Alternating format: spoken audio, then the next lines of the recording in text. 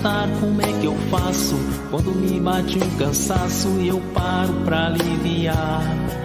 Tão diferente das abelhas pequeninas descansando lá em cima, eu prefiro aqui no chão, olhando o céu por entre as folhas que balançam, com o vento embalando a dança, me acalmando o coração. Como o Cristiano levantou na apresentação dele, existe um diferencial da localidade. Então, cada comunidade vai ter uma espécie diferente, um contexto diferente, que é possível trazer, agregar valor através disso e diminuir, evitar a competição com outros produtos também. E as comunidades, como a professora Vera salientou, quanto mais as pessoas que começam a criar as abelhas começam a plantar. Isso é uma coisa muito clara, assim, que eu tenho visto também. Quanto mais floresta, você vai ter mais mel. Isso é uma correlação que as pessoas fazem de uma maneira muito rápida e todo mundo passa a conservar mais.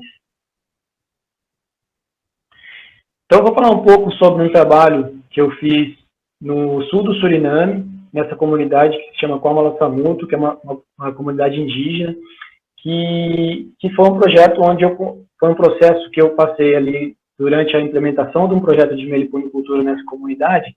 Eu tive a oportunidade de olhar, ter uma visão crítica dos desafios em se desenvolver esse tipo de atividade, e eu também pude pensar, organizar um pouco as maneiras de se organizar essa atividade. Então, talvez isso possa ser útil para uma associação como a AME do Espírito Santo, que vai desenvolver, às vezes pode desenvolver um trabalho com alguma comunidade, ou mesmo dentro da AME, dentro da associação, fazer um trabalho de promoção da aceleração para novos membros, ou alguém que tem condições de fazer uma captação de fundos para fazer um projeto em alguma comunidade, ou então organizar essa comunidade para conseguir fundos de alguma outra maneira, dentro da comunidade mesmo, gerir um projeto através de uma me fugiu o nome, de uma cooperativa, ou mesmo agências governamentais que tenham interesse em promover a meliponicultura possam estar começando a pensar, né? A gente tem pouco tempo aqui, mas a gente possa estar começando a pensar em como desenvolver um projeto desse.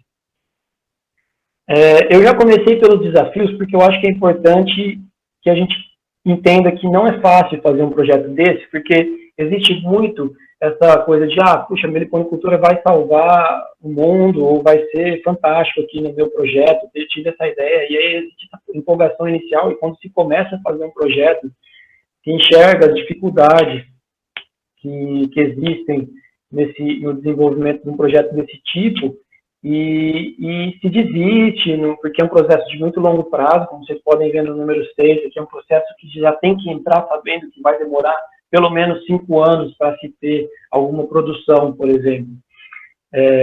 E especialmente quando se começa do zero. Se você começar com algumas matrizes iniciais, dá para ter uma produção um pouco mais rápida. Mas é importante ter essa visão. E por que é tão difícil? Porque as comunidades que a gente que as organizações geralmente buscam desenvolver esse trabalho, que são as comunidades mais carentes, que estão mais marginalizadas na sociedade, elas são muito vulneráveis. Elas já têm, as pessoas que estão lá, elas já têm outros problemas. Eu não sei se eu queria ver o chat aqui, pessoal, avisar a questão do tempo. Vocês estão vendo a apresentação?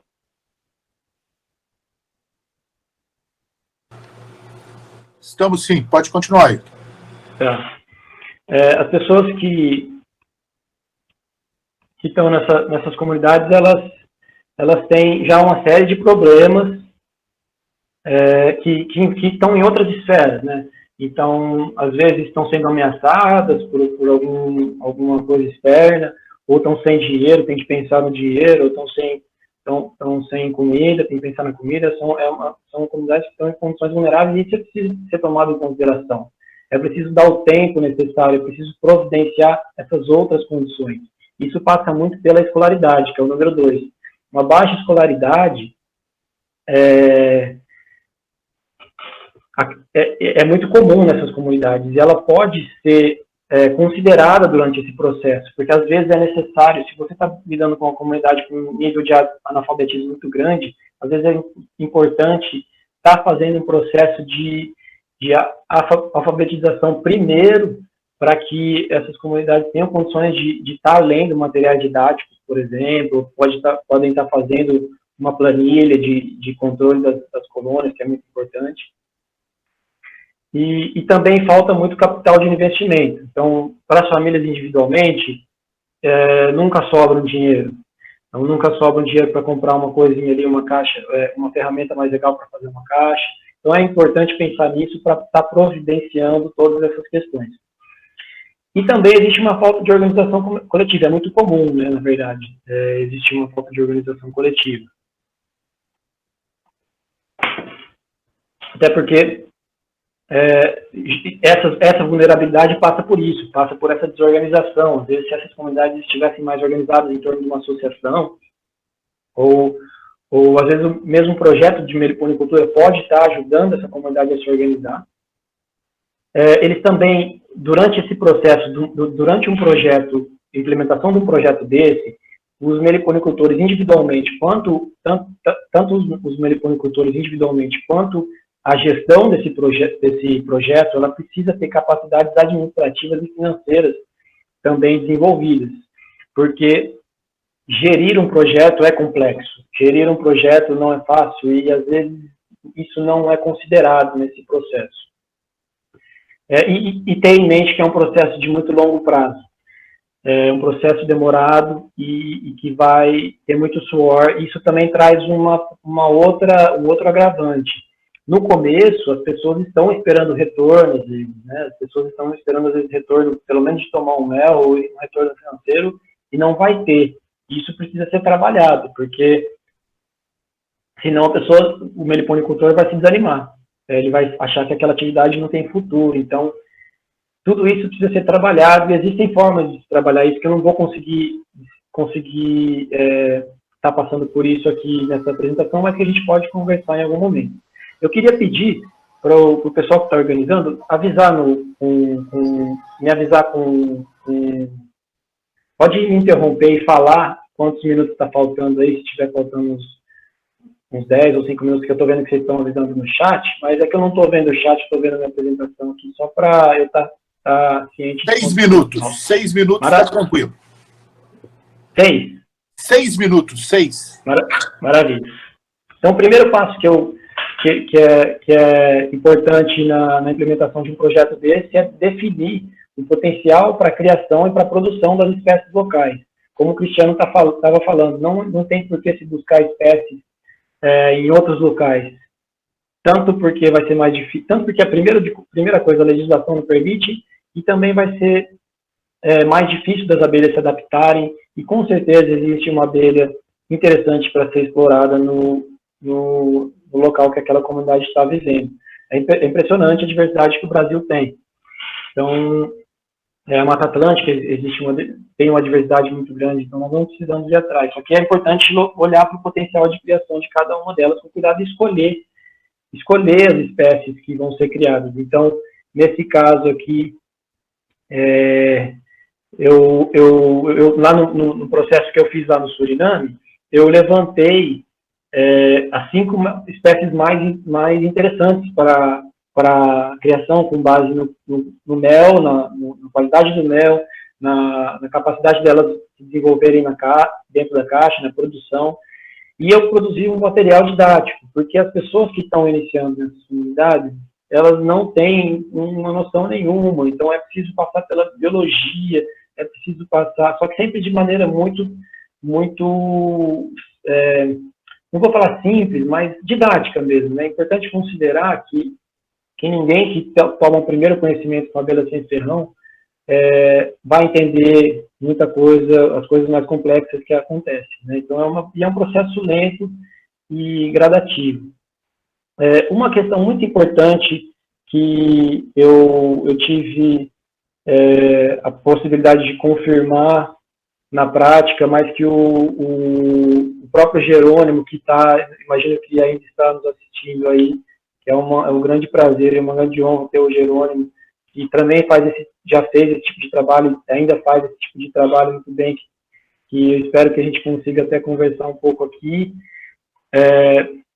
Inclusive já faz no Espírito Santo.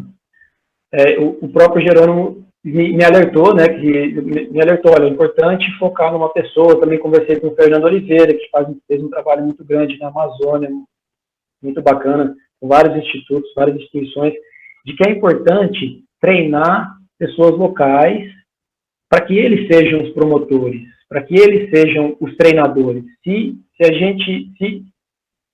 sempre ficar, o conhecimento maior ficar vinculado com uma pessoa externa, eles sempre vão ficar dependentes. Então, tendo uma pessoa local identificada, que tem um potencial muito bacana ali para aprender e articulada com as outras pessoas, essa pessoa tem que ser treinada para ser o promotor para outras atividades. E aí que entra, às vezes, os recursos, né? Se você consegue pagar um salário, uma ajuda de custo para essa pessoa, que vai deixar de fazer as atividades dela para treinar outras famílias locais, é importante pensar nisso. É importante fazer uma produção local de caixas. Então, aí está a nossa oficina lá, que a gente conseguiu fazer umas caixas bem bacanas, só com uma serra circular, de uma ferramenta simples. É importante, então, depois começar a envolver outras famílias, buscar maneiras de envolver mais famílias e formar um plantel. E esse processo de formação de um plantel vai demorar variadamente. Se você começar com uma população inicial de abelhas, que é o mais adequado, esse processo é mais rápido, mas, às vezes, acontece que você não tem uma população inicial para se comprar ali de ninguém na região, que foi o meu caso. No Suriname não havia criação de abelhas, nós tivemos que começar do zero. Então, é importante também estar sabendo que esse processo vai ser longo e deixar as pessoas cientes disso. Lá para finalmente, é preciso desenvolver boas práticas de colheita e processamento e depois fazer o marketing, a promoção e as vendas. Em geral, é interessante buscar parcerias para fazer esse tipo de processo. Não é tão fácil também, não dá para deixar na mão de uma cooperativa, na mão de uma associação, fazer tudo, porque geralmente elas são descentralizadas. Também é importante pensar nessa questão da centralização de uma associação, quem vai ser responsável por estar desenvolvendo o projeto, por estar gerenciando, são todas questões a se pensar. Então, ter muita paciência, que às vezes a primeira colheita, depois de alguns anos, é só um pote desse de 2 litros, mas que com o tempo as coisas vão melhorando e vão aumentando. É um processo lento, que quando ele atinge uma quantidade de colônias, assim, a coisa deslancha e vai crescendo numa outra velocidade, que aí outros processos de colheita e marketing se tornam importantes. Eu queria fazer os agradecimentos principalmente aos meus 2 grandes amigos lá do Suriname, que acabaram não estando aqui, podendo assistir. Eu não consegui articular com eles para assistir, porque eles estavam sem internet, mas que participaram, que são os promotores locais nas aldeias que eu trabalhei. E eles são os grandes, quem tem realmente os grandes méritos nesse processo, nesses projetos que eu trabalhei. E também agradecer muito a Ami pelo convite, a Vera e o Cristiano também, que o Cristiano, o Cristiano, aliás, quem me recomendou para esse trabalho lá, que eu acabei entrando nessa nova linha de trabalho, e sempre esteve por trás aí, sempre esteve trabalhando junto, foi além da nossa amizade que a gente tem, e também a Amazon Conservation Team, que é a organização que eu trabalho hoje. Eu estou trabalhando no Brasil hoje, e foram eles que me deram todas as condições para fazer esse trabalho. E eu queria só aproveitar, então, que ainda, imagino que eu não vi nenhum outro aviso aí, que eu tenha 1 minutinho, para também dizer que, além do Jerônimo fazendo esse grande trabalho no Espírito Santo, que eu imagino que ele seja uma das pessoas recomendadas para quem tiver o interesse, entrar em contato com ele aí no Espírito Santo, quem tiver interesse no Espírito Santo, né, e outros lugares, obviamente, mas em especial aí no Espírito Santo, que ele seja uma pessoa de referência para estar auxiliando nesses processos também com com comunidades ou associações, ou aumentar, sei lá, se a AME quer aumentar o número de pessoas, número de associados com pessoas novas, esse é um grande projeto, né, para a AME, às vezes, pensar num sistema de distribuição de colônias para novos participantes, para que outras pessoas de baixa renda, eu imagino que seja interessante pensar nisso também, né, que é para que outras pessoas estejam entrando na AME e começando um trabalho com a meliponicultura. E também tem o Rogério Paleiros, que é um amigo meu, que está já em contato com o pessoal aí todo, e com o Cristiano também, que ele recentemente entrou como professor da Federal do Espírito Santo, no campus de São Mateus, e ele é uma pessoa fantástica também, eu tenho certeza, ele está interessado nas abelhas, e nas abelhas sem ferrão, e eu tenho certeza que ele vai desenvolver um grande trabalho aí. Ele está interessado bastante nessa questão de olhar para as comunidades, de fazer um trabalho com a população de extensão. Então, ele é uma pessoa também que, às vezes, se a AME não conhece, vocês podem procurar. Muito obrigado, me desculpem se eu acabei passando um pouco do tempo aí. Estou aberto aí para qualquer pergunta e conversa que a gente possa ter aí.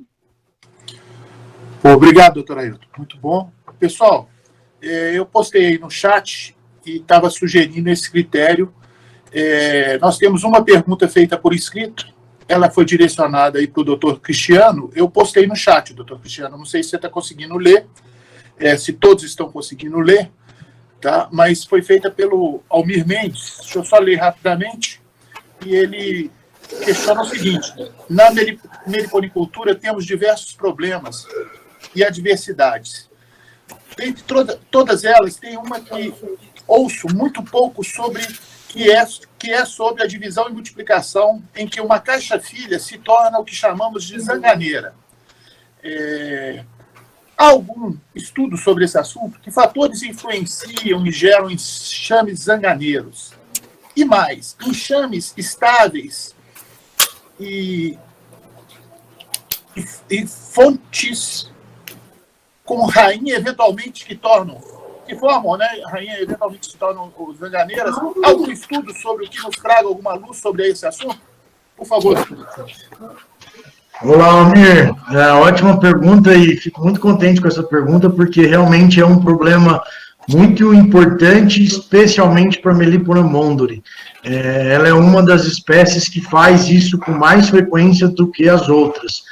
Por que essa espécie faz isso com tanta frequência, de se tornar zanganeira e outras não tanto, a gente não sabe exatamente, mas o que acontece nessa circunstância é que na morte da rainha fisogástrica ou durante uma divisão em que a metade ficou órfã, a parte das operárias assumem a reprodução, elas começam a botar ovos que vão dar origem a machos.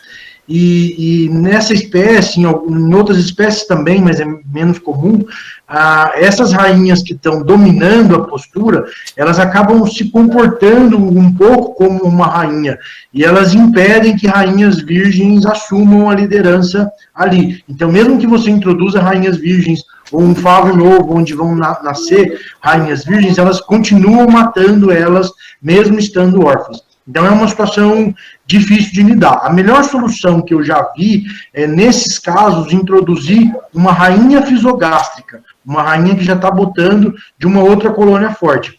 Essa colônia forte que vai perder a rainha fisogástrica, ela tem uma capacidade de substituir mais facilmente, porque ela ainda está equilibrada. Então, em poucos dias, ou no máximo 1 ou 2 semanas, você vai ter uma nova rainha nessa outra que ficou órfã. E a rainha fisogástrica, geralmente, elas não rejeitam. Então, essa colônia zanganeira, ela tem uma facilidade de aceitar mais a fisogástrica do que a virgem. E aí ela volta a uma ordem natural. Mas isso é uma característica da mondori ímpar dela, é bem especial. Mano, uma coisa para fazer pro... Obrigado. A senhora quer falar, doutora Vera? Não, é isso mesmo, é muito importante. Agora, por outro lado, se essa era uma colônia forte, bem forte, ela também pode estar contribuindo para fertilização de outras rainhas da comunidade, tudo também serve. Mas a solução do Cristiano é verdadeira. Eu nunca vi uma rainha fecundada ser rejeitada, né? Então, você coloca uma fecundada, elas aceitam sempre. É importante mesmo.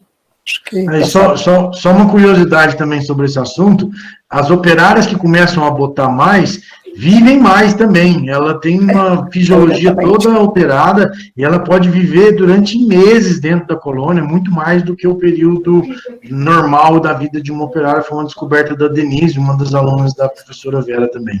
E do Dick. Então, esse tipo de comportamento é muito interessante, e é mais comum do que a gente pode imaginar, né? São as abelhas, e mesmo na colônia, às vezes a gente tem algumas abelhas, numa colônia normal, que sempre vão ser reprodutoras e vão viver mais de 150 dias. Então, elas vão produzir machos. O ovo que produz macho é botado depois do ovo da rainha. É um ovo diferente, não é o ovo trófico que a gente está acostumado. É um ovo diferente. E essas são abelhas especiais mesmo. É muito interessante esse assunto, é importante, né, da gente resolver. E comum, né? Da gente ter colônias zanganeiras. Nossa, comum demais. Observando aquele vão por entre as telhas, um enxame de abelhas parou para descansar. Me deu vontade de contar como é que eu faço quando me bate um cansaço e eu paro pra aliviar.